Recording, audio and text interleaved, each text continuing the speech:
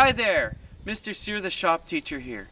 Changing your seasonal tires is an easy job and it requires minimal tools. It's something that virtually anybody can do. It's a great way to learn how to start doing basic maintenance on your vehicle, and that's what we're going to learn how to do today. In addition to your tires and lug nuts, here are the tools that you will need. An air chuck and air compressor, a tire pressure gauge, a tire depth gauge, anti-seize lubricant, a tire crayon, an impact driver and socket, a tire iron, a torque wrench, and a piece of plywood. And don't forget about your vehicle jack.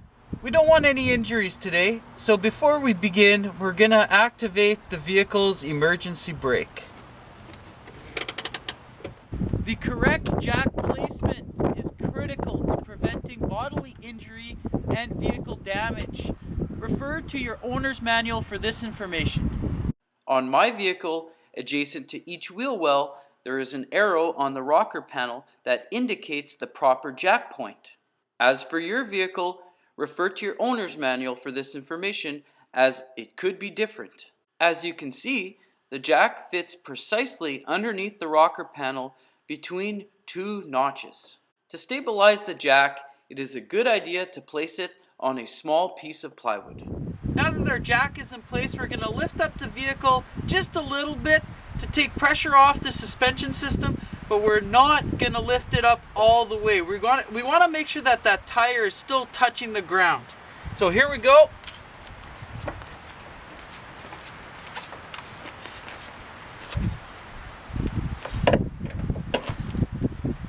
All right, now we're going to crack the lugs.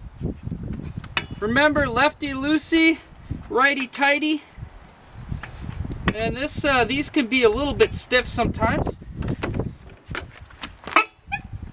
Okay, we don't want to take them off all the way, we just want to get them loose. Star-shaped pattern. So always do the lug across from each other. All right.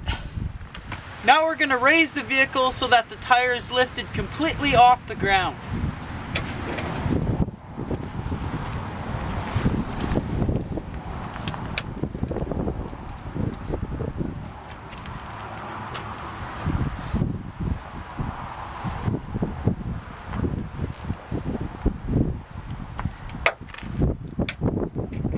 We're going to remove all the lugs. If you want this to go a little bit faster, you can use an impact.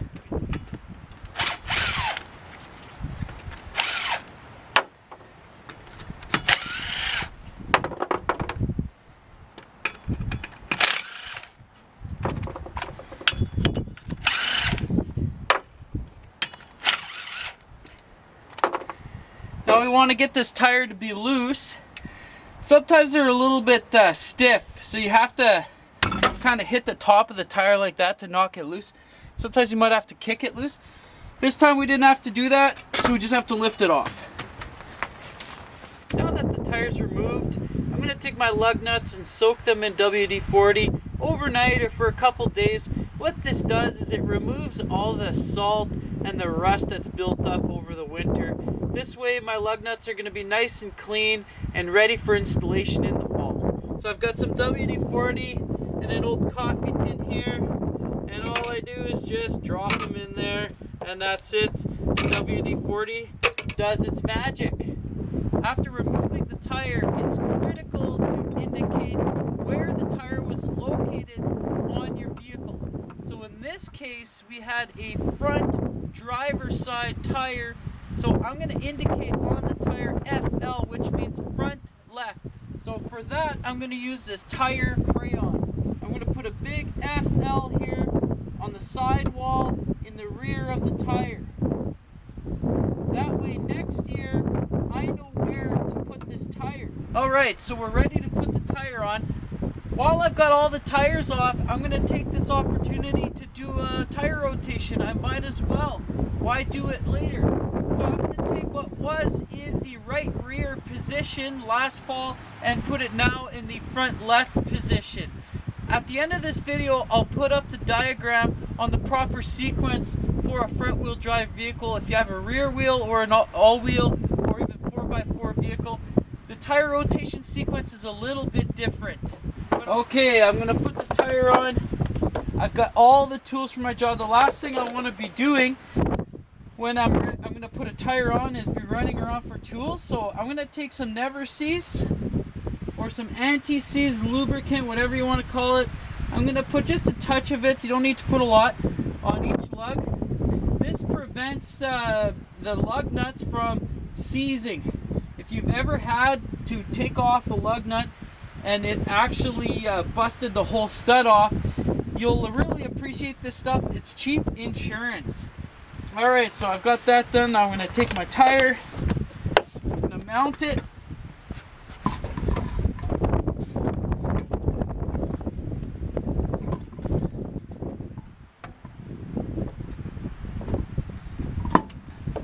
Okay, now I'm going to put a lug nut in the bottom hole. That's going to keep the tire on.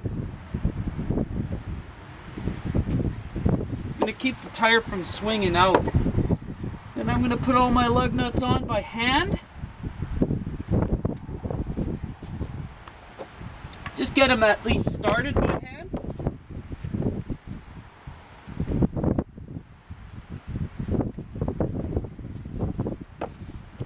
You don't want to start them with an impact. You don't want to strip these or cross thread them or any of that sort of thing. Okay, now I've got them started by hand. I can take my impact, get them tight, star-shaped pattern.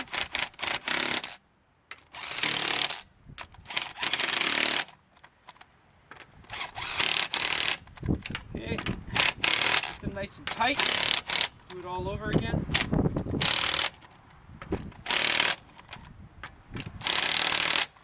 And there you go. Okay, everything's nice and tight. So we're ready to drop the jack. Alright, I'm going to do this really slow. No need to hurry. Just lower the vehicle.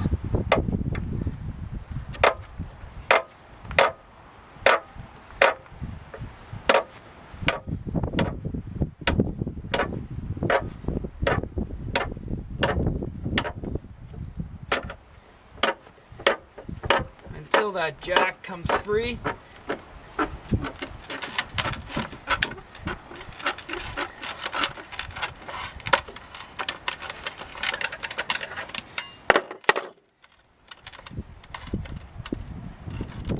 Okay, so we've got the tire back on, and now it's time to torque the wheels. I've got my torque wrench here set to 85 foot-pounds. That specification depends on the vehicle. I would refer to your owner's manual for that information, or your dealer if you can't find it in your owner's manual. It's very important that you don't over torque your wheels, as you could strip the threads. Under torquing, obviously your wheel could come off as you're driving down the highway. So here we go. I'm going to set my torque wrench on the lug nut, and I'm going to turn until it clicks. There it is. And again, star-shaped pattern. Click. Good.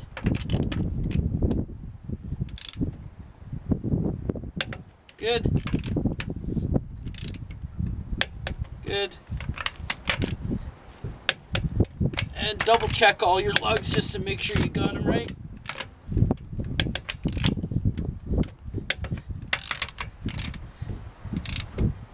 Oh, looks like I missed one.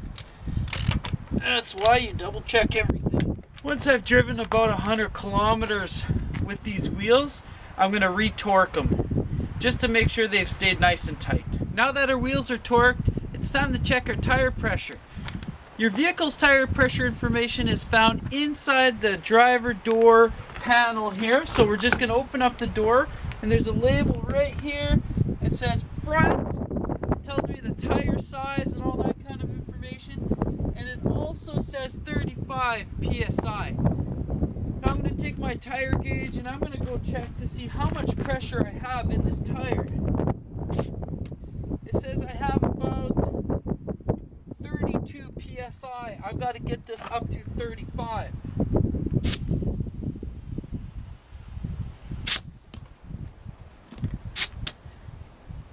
That was way too much.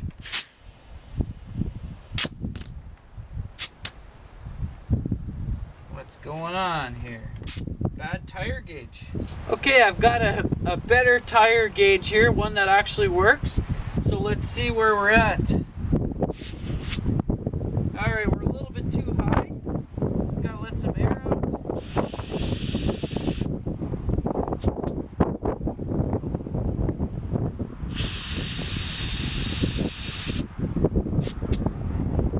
Perfect, 35 psi. We're there. All right, now it's time to examine the condition of our tires. I've got what's called here a depth gauge. I can get this at pretty much any auto parts store.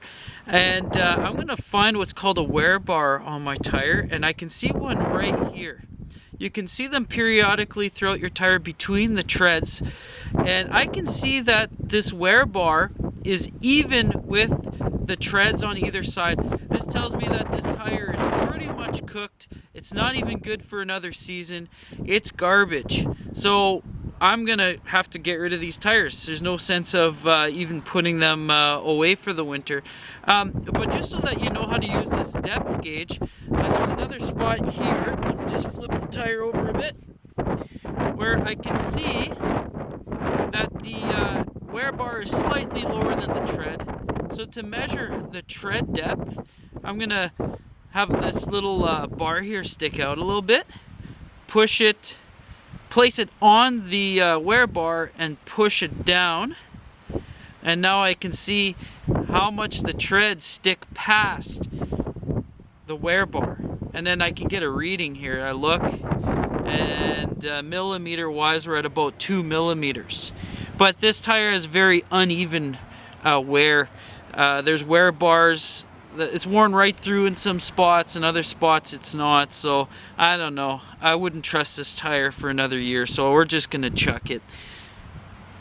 And this is probably the best time of the year to look for tires anyways, because nobody else is looking for them. So maybe I can get a deal. So we'll see. Alright, so I showed you how to change one tire. To do all four, all you've got to do is rinse and repeat. Just do the same thing for all four tires. The last thing I've got to do before I put these tires away for the season is take them to the car wash and wash off all that salt. If you don't do that, when you go and take your tires out in the fall, these rims are going to be ruined, and you're going to have to buy all new rims for your tires, and that's not a cheap bill.